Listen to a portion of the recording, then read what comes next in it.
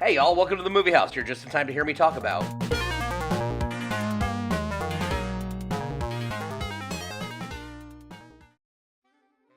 Video game movies have long had a stigma attached to them. For every decent single one, there's like 10 dumpster fires. Ironically, the source of this stigma goes back 30 years to 1993's Super Mario Bros. Movie. The very first video game movie adaptation, and notoriously one of the worst. A film that everyone, including its own cast, hated. The TLDR is said cast signed on to the movie based on an original screenplay that was pretty close to the source material, but then it was completely rewritten behind their backs by the hack directors, resulting in something so far removed from the source material it resembled a Blade Runner knockoff more than the Super Mario Bros.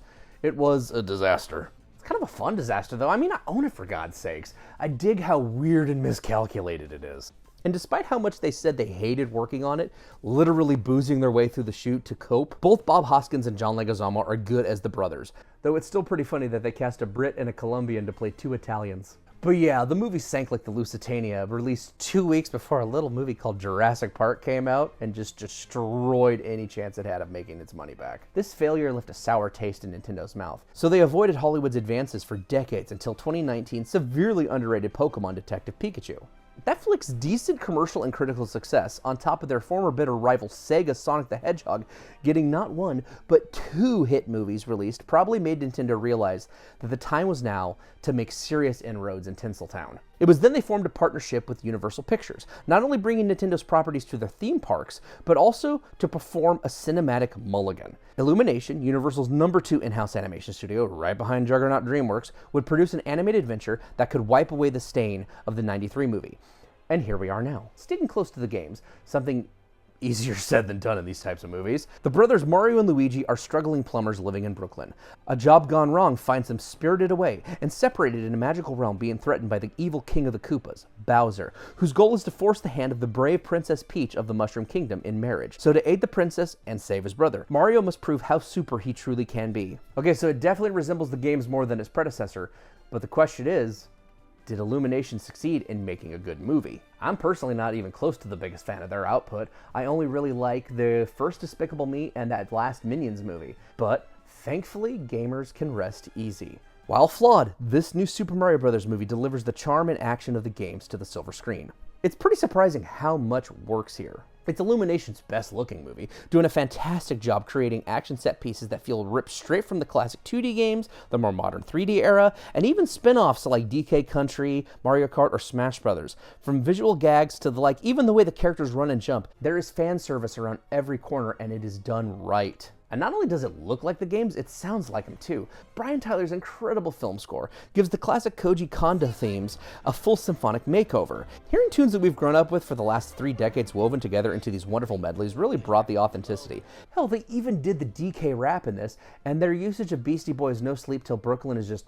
And the cast, for the most part, are great too. I know there was concerns early on with Chris Pratt voicing Mario instead of Charles Martinet, who is in fact in this too. You just have to listen for him. He's in the background. But Pratt does work his usual charm here, elevated by how good his chemistry is with Charlie Day as Luigi, who is just perfect as the high-strung, lovable coward. Keegan-Michael Key is also surprisingly great as Toad. Anya Taylor-Joy is kinda Hollywood's new it girl, but she's in fact a good actress and made for a decent Princess Peach. But if there's any true standouts, it's undoubtedly Jack Black as Bowser, playing the lovelorn turtle dragon exactly how you'd expect him to. The only casting misfire is the insufferable Seth Rogen as Donkey Kong, a character I normally love. But yeah, he's as irritating as usual with that stupid laugh of his. And don't be mistaken, despite the praise I've been heaping onto this movie, there are sticking points here that bother me beyond just Rogen's miscasting. Mario and Luigi and their brotherly love is the best part of this movie. It's the heart of the film. But the story separates them for the majority of the film's runtime up until the last 15 minutes, and it feels like a missed opportunity. Then there's the whole thing of how Princess Peach skirts really close to girl boss territory while Mario is the butt of jokes a bit too long in the first half. It does ultimately make sense in context to the story, with her knowing this world and Mario being a fish out of water, but they hold on to it longer than they should. This, of course, means she can't be the damsel in distress at the end for Mario to save, like she's historically been, because feminists have killed all sense of chivalry and romance and storytelling. Anita, it's not about women being defenseless or upholding the patriarchy. It's about the heroism of a man who's willing to face the dragon because his woman is worth risking death for. You can easily see that in the wrong hands, Disney.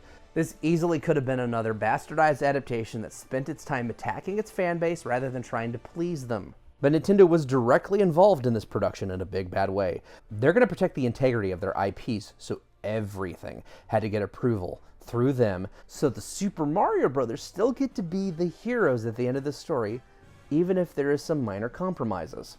And this looks like this paid off massively, commercially, if not critically. It's funny how, once again, there is such a clear critic-audience disconnect. Access media critics praise anything that promotes itself through not-so-secret agendas and dogpile on anything that doesn't toe the line. It doesn't matter that their chosen movies are being rejected, and that the ones they're opposed to are loved by audiences. The criticism being pelted at the Mario movie comes off as shallow and tribalist. They know they have to hate it because it's not advertising itself based solely on how inclusive or diverse it is. It's simply trying to sell audiences on a good time, and audiences just want a good time. They want family movies that hold wholesome entertainment as paramount, and this delivers that. This puts Universal and Nintendo in a very good spot. Disney has lost its core audience. Parents don't trust the brand anymore. They keep on making movies that cost way too damn much money to make, to appeal to audiences that are simply not there, and as such, they keep bombing. This is going to be the 4th year in a row where Universal's animation studios reign supreme at the box office by making conservatively budgeted crowd pleasers that can maximize profit. I'm calling it here. This is going to be the highest grossing movie of the year. And here's a grim realization for Disney. Mario is just as recognizable, if not more so, across the world as Mickey Mouse is. If Nintendo and Universal are as smart as I think they are, this next 10 years is going to see the Nintendo Cinematic Universe take root, supplanting Cape Shit as the top cash cow. Can you imagine a Luigi's Mansion movie? A Donkey Kong Country movie?